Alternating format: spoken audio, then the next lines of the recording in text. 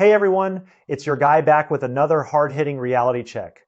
South Korea has been strutting around like they just invented the fighter jet. Their very first production, KF-21, just rolled off the assembly line, and the local media immediately lost their collective minds. Headlines are screaming things like Asia's best domestic fighter and total dominance over China's J-35 stealth jet. Some reports are even claiming it can completely suppress the J-35 in every performance category. Korean netizens are piling on across social media, adamantly insisting that the KF-21 has already secured the top seat among Asia-Pacific 5th-generation fighters. But anyone who actually knows combat aviation, and who's been following real-world developments and not just propaganda brochures, can see this for what it is, a hype job built on quicksand. This so-called cutting-edge Korean jet. It's a bolt-together parts bin special, with its core stealth technology deliberately amputated from the start. It's a 4.5 generation mashup dressed up in a fancy shell, against the fully indigenous purpose-built J-35. The gap isn't a gap, it's a canyon. A chasm that no amount of PR spin can bridge. Let's tear that down right now, piece by piece. Most people, when they talk about air combat, instinctively obsess over speed, missile range, and raw maneuverability. That's what the movies teach us. But after decades of real wars, live-fire exercises, and countless computer-simulated clashes, the #1 decisive factor in modern beyond visual range combat isn't any of those traditional parameters. It's stealth, plain and simple. Whoever hides first, sees first, locks first, and fires first owns the sky. Usually without taking a single scratch in return. That's the new reality of air power. And stealth is exactly where the KF-21 has a fatal, unfixable wound that permanently bars it from the true 5th-generation club. This isn't a minor deficiency. It's a structural, philosophical flaw baked into the very concept of the aircraft. Why is that the case? Because from day one, Seoul didn't have the technical guts or the industrial base to go for a genuine 5th-generation design. They wanted fast results and short development cycles, so they deliberately dodged the hardest, most expensive part of the entire project, the internal weapons bay. And let's be crystal clear, this isn't just carving a hole in the fuselage and shoving missiles in there.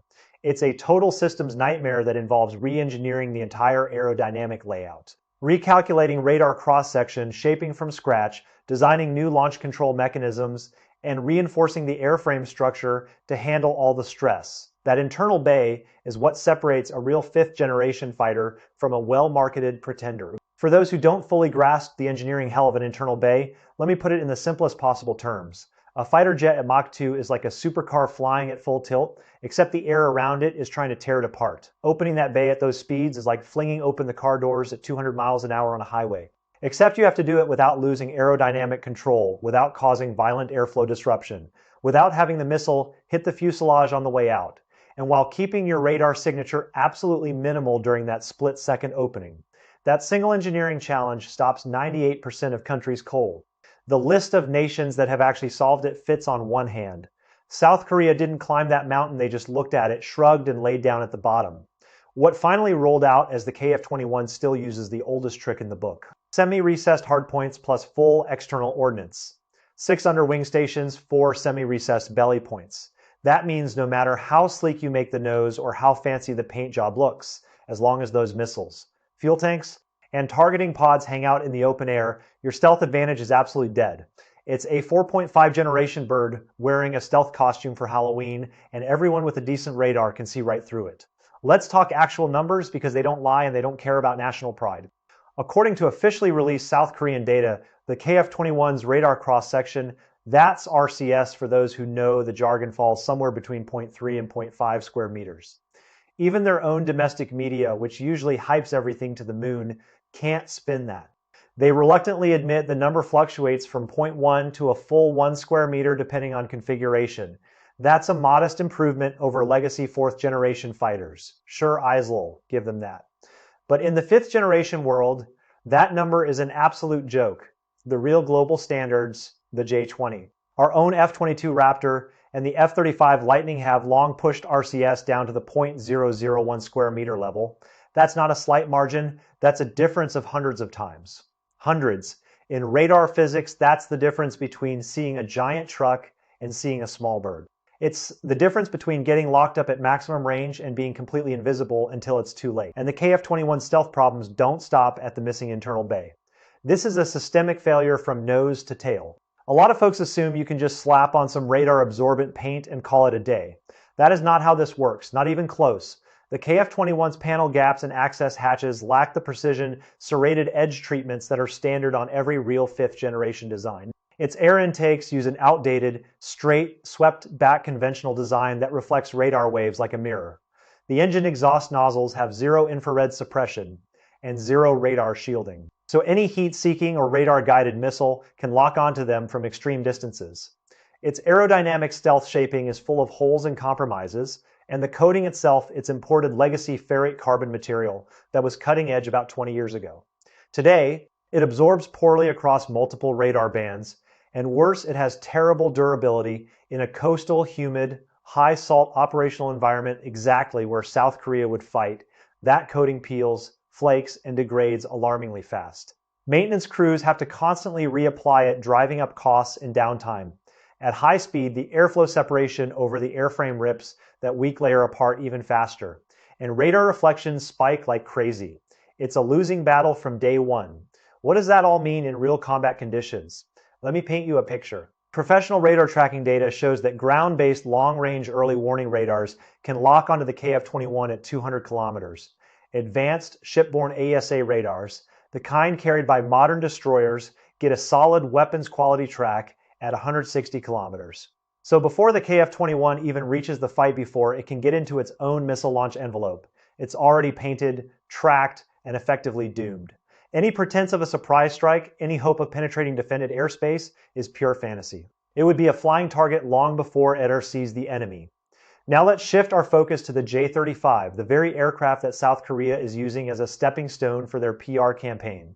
From the very first design sketch, that program made extreme, all aspect stealth its core, non-negotiable design objective. Every single millimeter of the airframe was tuned and tested for low observability in actual high-threat combat environments. Mainstream US publications like National Security Magazine, not some fringe blog, but a serious defense analysis outlet, have reviewed the data and confirmed it as a genuine. Standard 5th generation stealth fighter, it features a complete, mature, low observable aerodynamic layout with the fuselage shaped by thousands of wind tunnel iterations and computational fluid dynamics runs. Every radar reflective spot. Radome seams, panel joints, canopy edges, engine exhaust areas gets precision serrated edge treatments that structurally eliminate reflection hotspots before they even become a problem. That's not a coating fix, that's a structural solution. And the materials science is a generation ahead of anything South Korea can buy off the shelf. Instead of old school paint, the J-35 uses what the Chinese call second-generation stealth metamaterials. These aren't just coatings. They're engineered composite structures that actively absorb multiple bands of radar waves and even guide electromagnetic energy around the airframe, drastically shrinking the return signal across the entire frequency spectrum. Official Chinese military media think of it as their equivalent of our Pentagon channel have published measured test data showing the J-35's RCS is smaller than an adult's palm.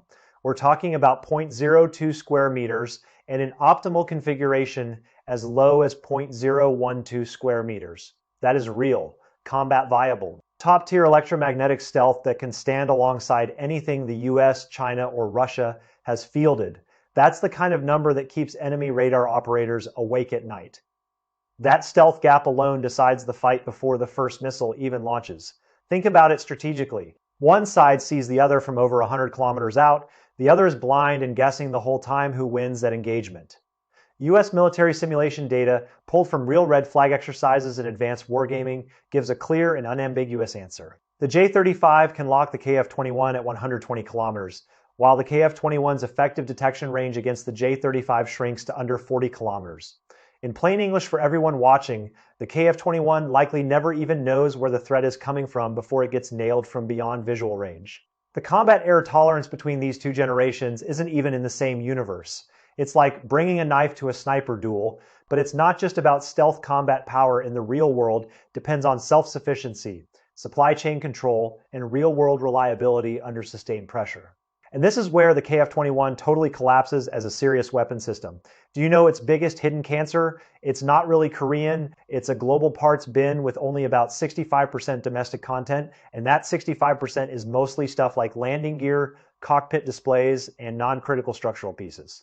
Every single core system, the engines, the radar, the avionics, the ejection seats, the electronic warfare suite, comes from the US, Europe, or Israel.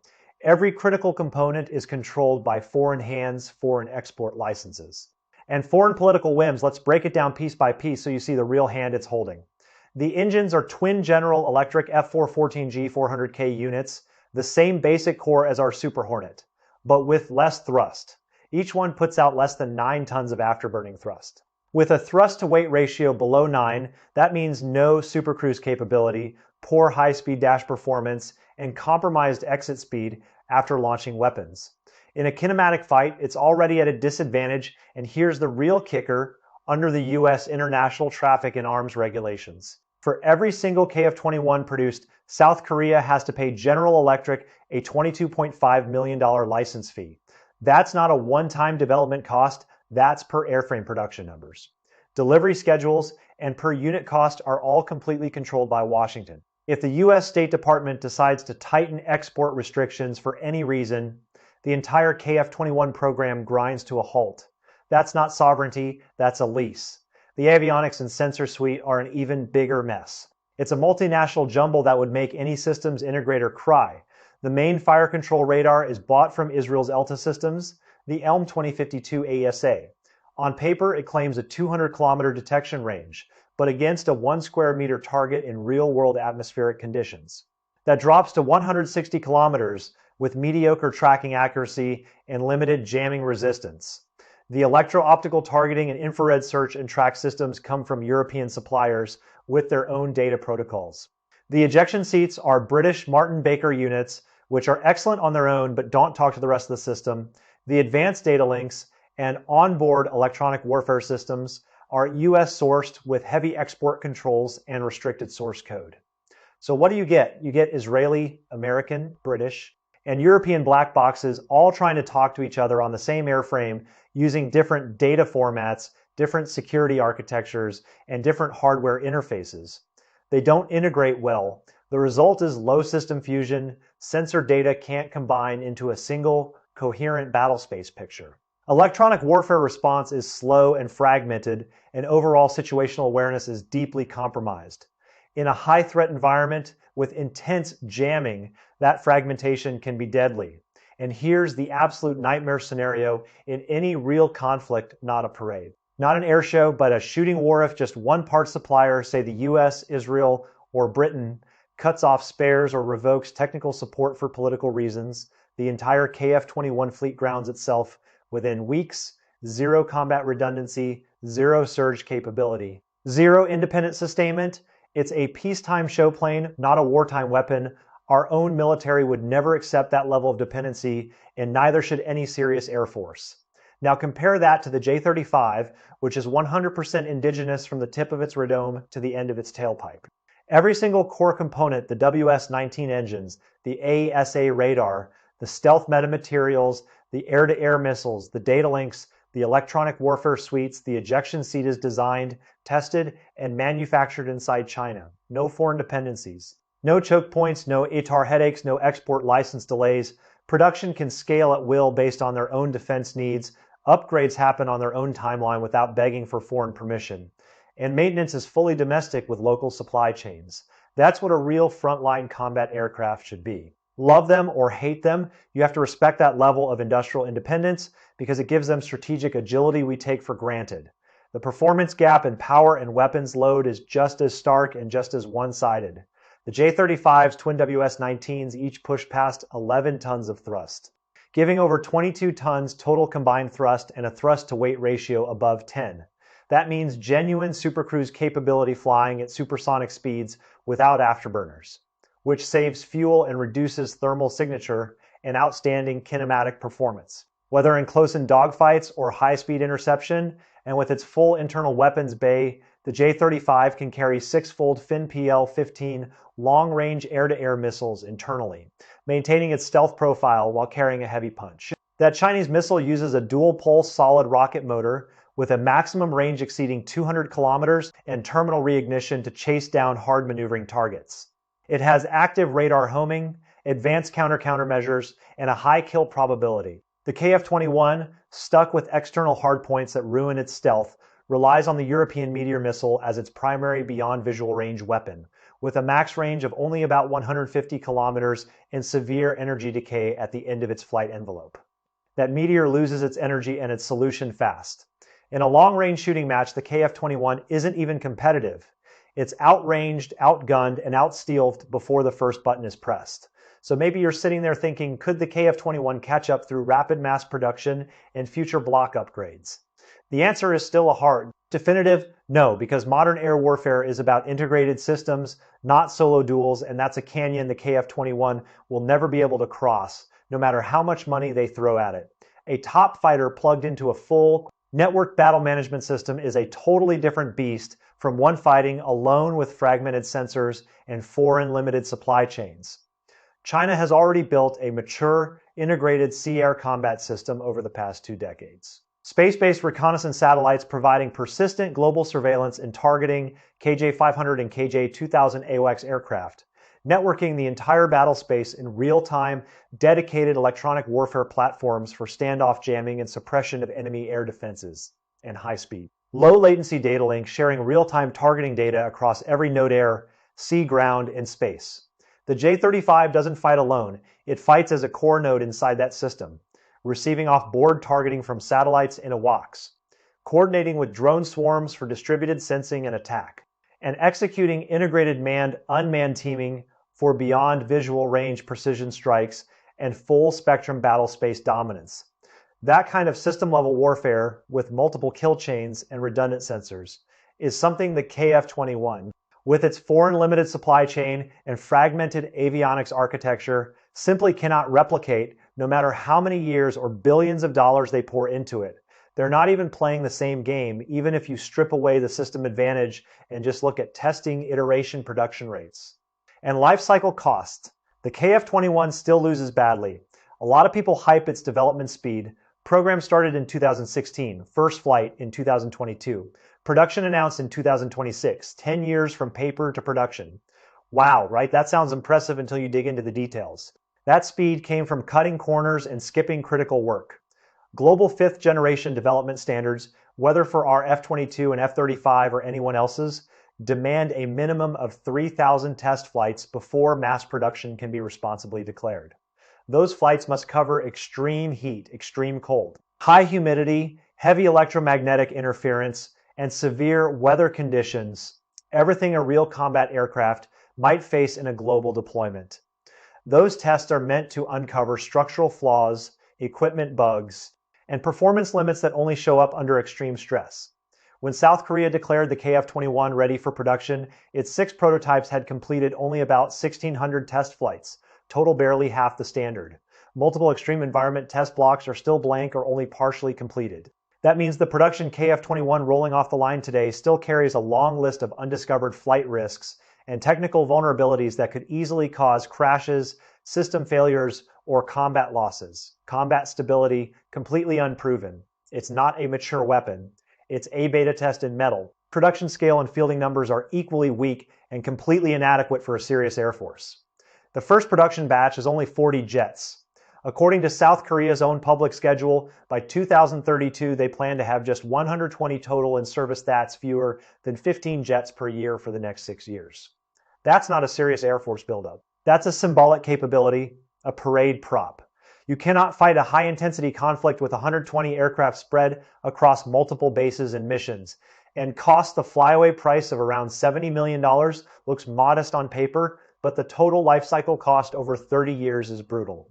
Every major replacement part, every scheduled engine overhaul, every software upgrade depends on foreign vendors with their own pricing, their own delivery timelines, and their own political priorities. Maintenance expenses will stay permanently high. And upgrade speed is entirely hostage to US and European export policies that can change with every election. The total value for money proposition is terrible, and any defense analyst would tell you that.